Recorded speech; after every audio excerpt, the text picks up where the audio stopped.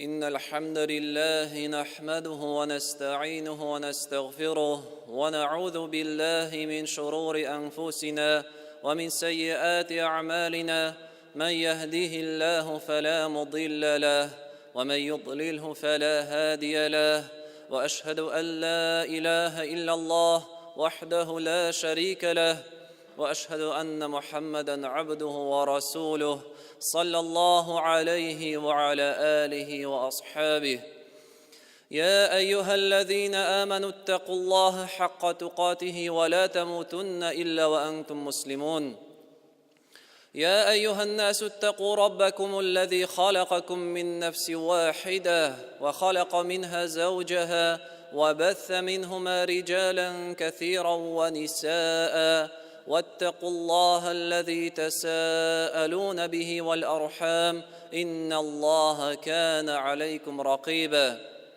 يا أيها الذين آمنوا اتقوا الله وقولوا قولا سديدا يصلح لكم أعمالكم ويغفر لكم ذنوبكم ومن يطع الله ورسوله فقد فاز فوزا عظيما أما بعد Dürüstlükte barcha maqtav hamda sana, galamlarni yo'qdan bar qiluvchi, jin ham kishilarni ani tanib, zo'rlab, anga g'ibadat qilib yashasınlar uchun bar qiluvchi Alloh subhanahu va taolaga loyiqli.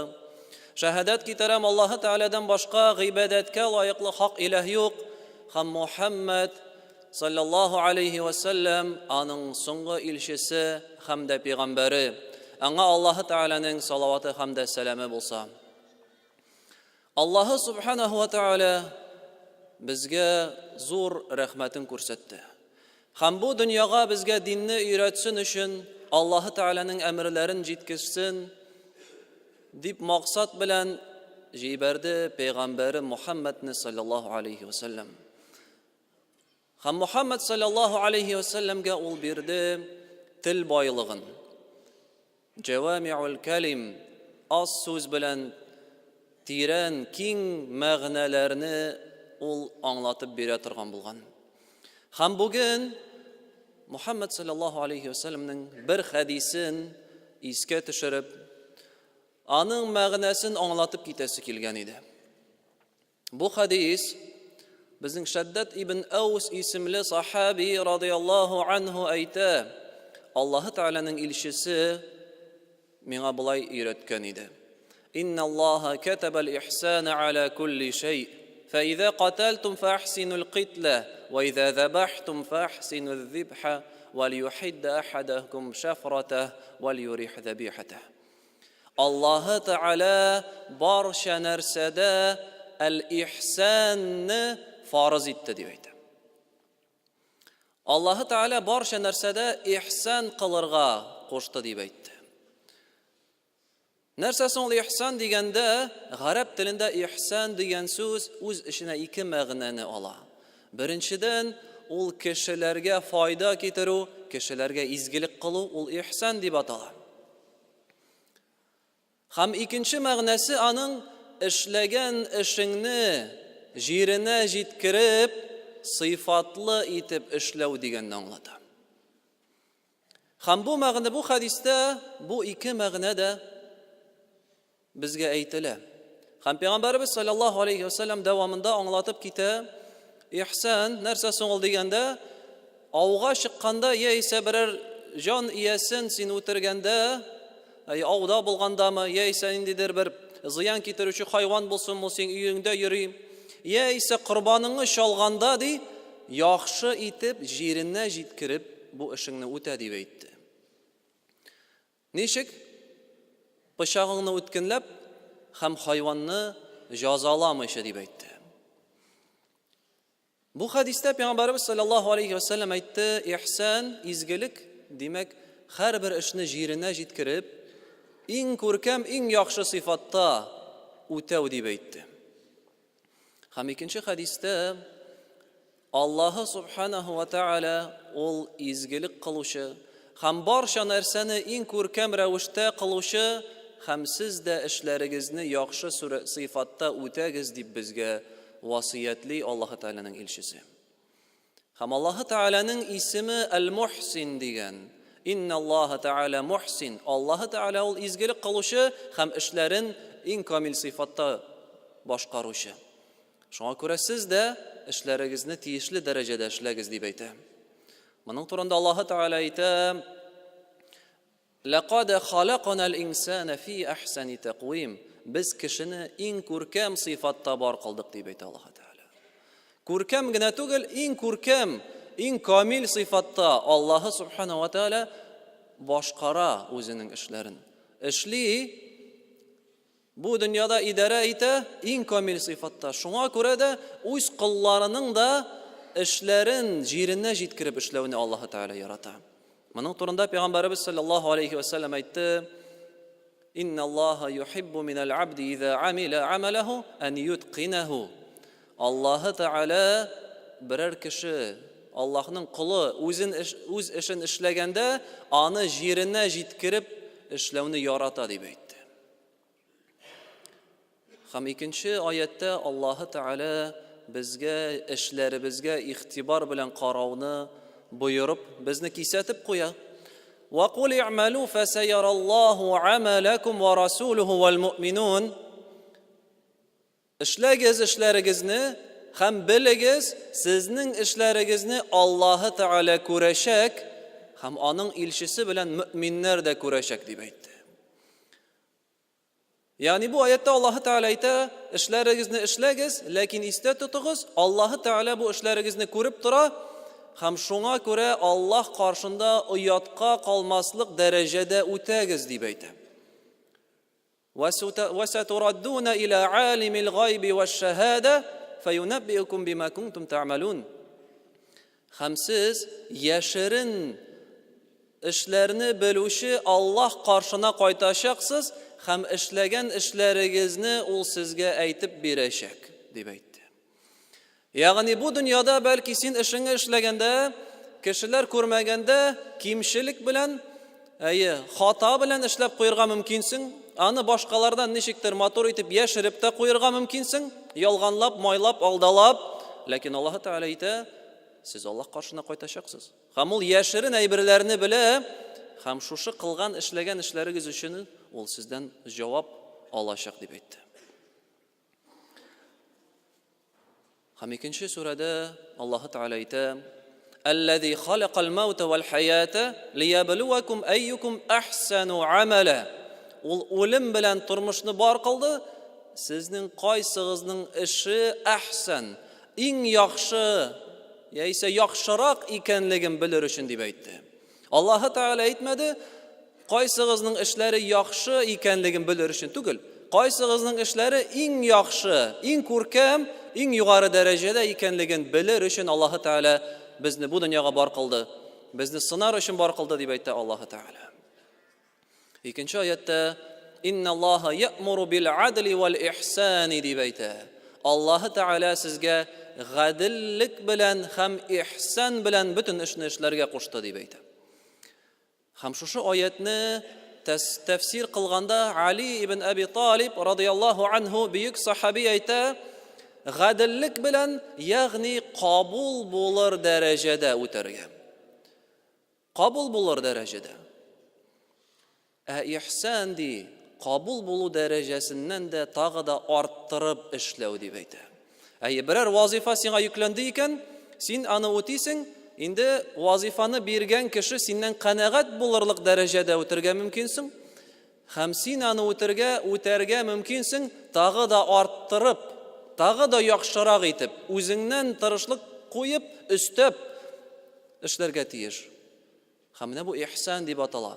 Һәм Пәйгамбәрбез саллаллаһу алейхи ва саллям әйтте: "Аллаһы та'аля бөтен эшләрдә шулай эшләргә кушты" дип әйтә. Һәм ихсан, гамәлне җиренә җиткереп эшләү мөселман кешенең һәрбер эшендә булырга тиеш. Иңелек гыйбадәттән әлбәттә башлыйбыз. Аллаһы та'аляның хакын үтәгәндә без аны җиренә җиткереп камил рәвештә үтәргә тиешбез. Аллаһы та'аля әйтә: "Инна акрамакум индаллаһи атқакум." Аллаһ каршында иң дәрәҗәлегез ул иң тәкъвалы булганы дип әйтә. Әйтми тәкъвалы булганы гына дип, юк, иң тәкъвалы булганы дип әйтә. Ягъни Аллаһы та'аля монда безне ярышырга өнди тәкъвалыкта, Үзебезнең Аллаһы Тәгалә каршында гамәлләребезне башкаларга караганда тагы да арттырып үтәргә. Намазларыбызны башкалардан яхшырак укырга. Күп булмаса да ул яхшы булсын. Тәкъвалыкны арттырырга Аллаһы Тәгалә инди. Һәм Пәйгамбәрбез саллаллаһу алейхи ва саллям ихсан турында аннан Җибраил фәрештә сорагач әйтте: "Ан та'будаллаһа кааннака тараху." Ул ди Аллаһы Тәгаләгә гыйбадәт кылу аны күргән кебек. Һәм шулай ук бер хадис, бер вакыйга була. Пәйгамбәр Мөхәммәд саллаллаһу алейхи ва саллям мәчеттә утырганда бер кеше килеп керә. Намазын укый бу.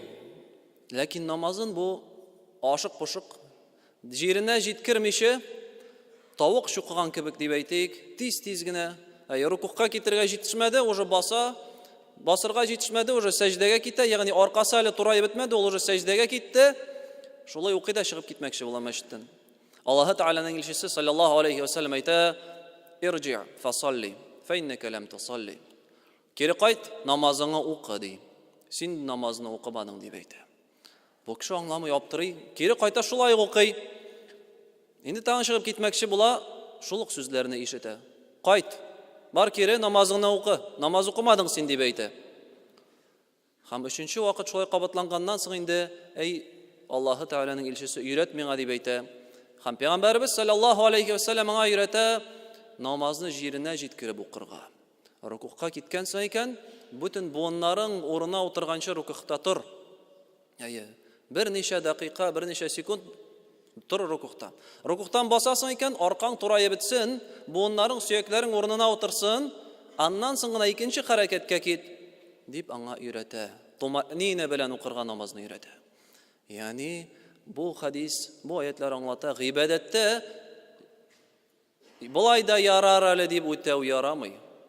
Аллаһы Тәгалә бары тик яхшы гамәлләрне генә кабул итә.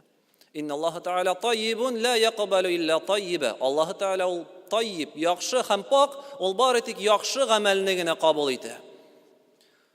Гыйбадәтләрдә кагылган кебек бу мөселман кешенең мөгамәләдә, бер-берең белән аралашканда, бер-береңнең хакын үтәгәндә дә бу эшләрне югары дәрәҗәдә үтәүне бездән таләп итә бу хадисләр.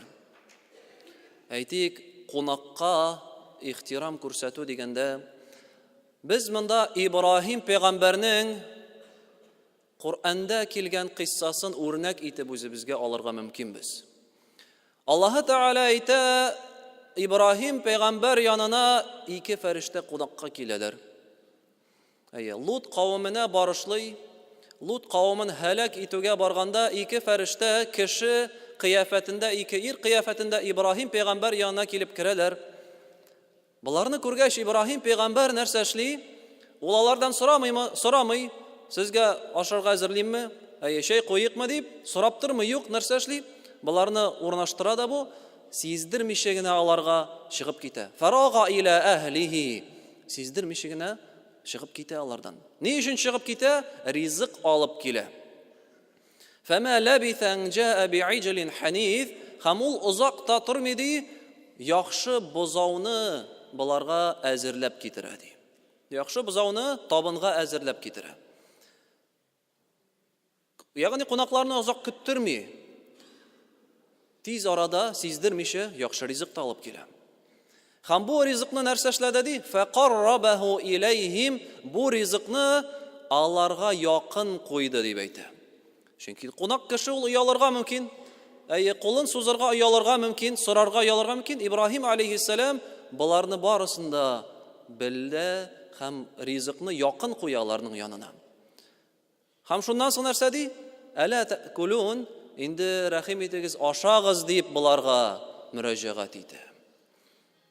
Ягъни менә ул ничек икән? Эшне җиренә җиткереп эшләү. Хәтта кунакны кабул иткәндә генә дә, инде өстәлгә бөтен әйберне өйдең дә, әйдә аша дип кенә түгел. Юк, менә ничек ул? Гамәлне җиренә җиткереп эшләү. Үрнәк безгә Ибраһим алейхиссалам. Әлбәттә, ата-анага караганда иң югары, иң күркәм мөгамәләдә булырга кирәк. Аларга хәтта уф та дип әйтмә дип әйтте. Фәлә тaqul лаһума уф. Аларга уф та дип әйтмә Аллаһы Тәгалә. Безгә боерды. Инде үзеңнең гаиләңә кайтканда да Аллаһы Тәгалә әйтә: "Ваашируһунна бил маъруф", үзегезнең хатыннарыгызны гадәттә, гырыфтә ничек тиешле, шуннан шул дәрәҗәдә яки шуннан да арттырып сез аларга мөгамәләдә булыгыз дип әйтте Аллаһы Тәгалә. Әйе, инде ачтан үлмәслек, салкыннан катып үлмәслек хәлдә генә тәэмин итмисең сияны. Юк, ризыгын да яхшысын алып кайтасың өйгә. Киемен дә кешеләр каршында оятка калмасын өчен дип матур киемнәрен дә алып бирәсең. Кайбер чакта төрле бизәүләрен дә алып бирәсең. Ягъни менә ул иң күркәм мөгамәлә. Әйе, була аны инде исән торсын, исән калсынлык хәлдә генә тәэмин итәргә якын. Аллаһы Тәгалә булай буйырмады безгә. Аллаһы Тәгалә иң күркәм сыйфатта мөгамәлә кылырга кушты. Үзебезнең гаиләләребезгә, балаларга иң хәерле тәрбия бирергә кушты. Һәм әлбәттә хатын-кызларга кагылганда да алар да үзләренең вазифасын тырышып, югары дәрәҗәдә эшләргә тырышырга тиешләр. Әйтик, шул ук аш пешергәндә дә аны инде ботканы да суда пешерергә була. Ашарлык, ләкин ботканы сөттә пешерсәң, әзрәк тәмләткечләрен дә салсаң, ирнең кайфы тагы да яхшырак булачак, күтәренкелек булачак. Ягъни һәрбер нәрсәдә, хәтта ашарга пешереп булсын ул, гаиләдә мөгамәлә булсын ул иң яхшы, иң югары дәрәҗәдә эшләргә тиеш мөселман кеше. Мөселман кеше бер кашында үзенең эшенә җиңел карарга, яра булай да ярый инде дип эшләргә тиеш түгел. Аллаһы Тәгалә буйырды ихсан белән җиренә җиткереп эшләргә. Һәм инде монда җәмәгать әйтәсе дә түгел әлбәттә, мөселман кардәшләр арасында булган бер-береңә ышанган эшләрне дә җиренә җиткереп эшләү. Берәрсе сине чакырды булышырга, әйтик, йорт сала берәрсенең машинасы ватылган, ул сиңа алып килә мөселман кардәшең, хәтта мөселман кардәш кенә булмасын, башка кеше булса да, башка дин әһеле булса да,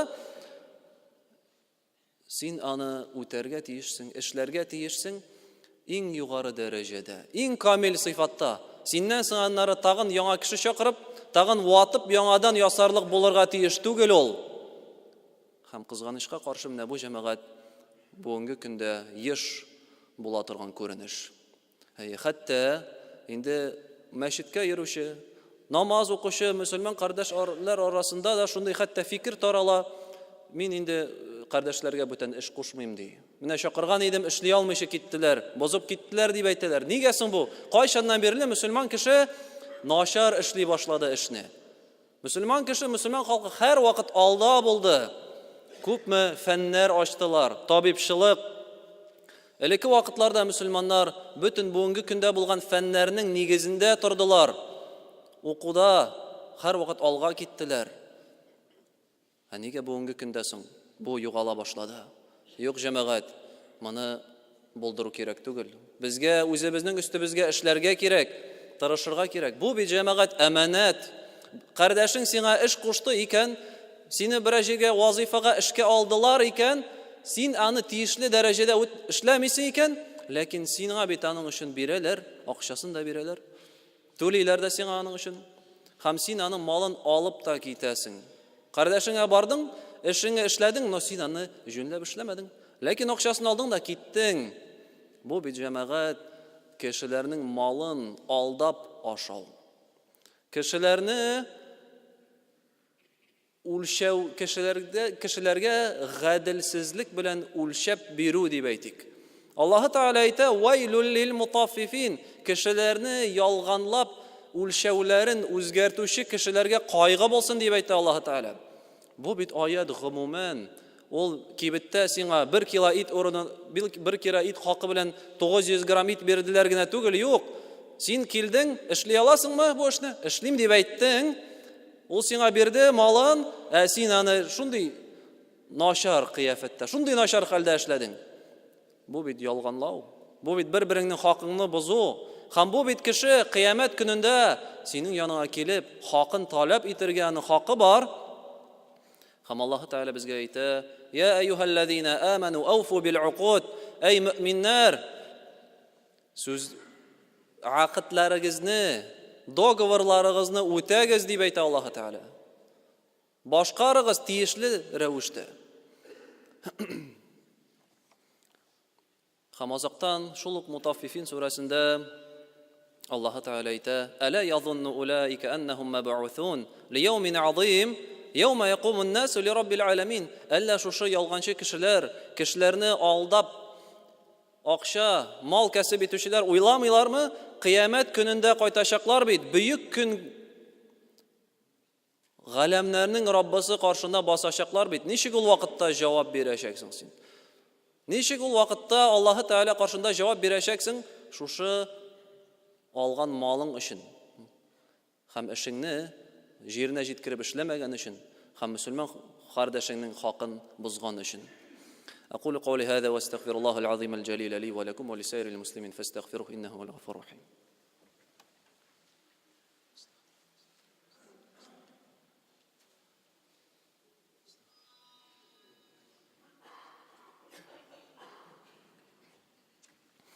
الحمد لله على إحسانه والشكر له على توفيقه وامتنانه وأشهد أن لا إله إلا الله تعظيما لشأنه وأشهد أن محمدا عبده ورسوله والداعي إلى رضوانه صلى الله عليه وعلى آله وأصحابه أما بعد. أي جماعة نشوش حديثلرنين معنası bik tetiren. Ham uylanıp qarasak, düşünüp qarasak, kişi o'zini o'zi ziyon keltiramiz. Shu ishlarni yerine yetkirib ishlamishi. Alloh subhanahu va taolo bilan orasin buzo, chunki g'ibodatlarini jingil qariy. Alloh taolo aytadi: "Fawailul lil musallin allazina hum an salatihim sahun." Namoz o'qishi ham namozlarini qarata jingil qarovchilarga qo'yg'i bo'lsin deb, g'azab bo'lsin deb aytadi Alloh taolo. Musulmon kishi o'zining oilasindagi orasin buzo. Chunki tiyishli darajada o'tami o'zining haqlarini, o'zining xotinga qarata, xotin o'zining eriga qarata, bolalarga qarata tiyishli tarbiya berilmay, o'zkashdan bolasi tarbiyasiz, so'zini tinglamay, yaqinda kelmay, o'zi chunki tiyishli darajada tarbiya bermadi. Musulmonlar orasi shuning bilan buzila. Chunki bir-biriga ishonch qolmay, haqingni o'ta olmaysan, tiyishli darajada ishlamaysan. Ham umuman musulmon ummati jamoat shu sababli ortda qola. Ishni yerine yetkirmau sababli, yolqovlik sababli, olg'a ketirga tilamau sababli, olg'a ketirish uchun, yerine yetkirib ishlar uchun o'qirga kerak, lekin o'qimau sababli musulmon ummati ortda qola. Endi aytganimizcha, ilki vaqtda birinchi musulmonlar ular har ishda olda edilar. Ham bizga ulardan albatta o'rnak olirga kerak. Endi Alloh subhanahu va taolo bizlarni ishlarimizni yerine yetkirib, eng yuqori darajada ishlovchilardan qilsaydi, bizlarni ishlarimizni ishlaganda, ishlovda o'zining yordamlarini solsaydi, ham bizga bir-birimizga qaraganda, bir-birimizning haqlarini o'taganda tiyishli darajada o'tab, bizning bir-birimizning oralarini o'ltag'idan ag'itsaydi, shu qardoshlik hislari oshib. إن الله وملائكته يصلون على النبي يا أيها الذين آمنوا صلوا عليه وسلموا تسليما اللهم صل على محمد وعلى آل محمد كما صليت على إبراهيم وعلى آل إبراهيم إنك حميد مجيد اللهم بارك على محمد وعلى آل محمد كما باركت على إبراهيم وعلى آل إبراهيم إنك حميد مجيد اللهم أعز الإسلام والمسلمين آمين اللهم أعز الإسلام والمسلمين آمين اللهم أعز الإسلام والمسلمين آمين وأذل الشرك والمشركين عباد الله إن الله يأمر بالعدل والإحسان وإيتاء ذي القربى وينهى عن الفحشاء والمنكر والبغي يعظكم لعلكم تذكرون وقيموا الصلاة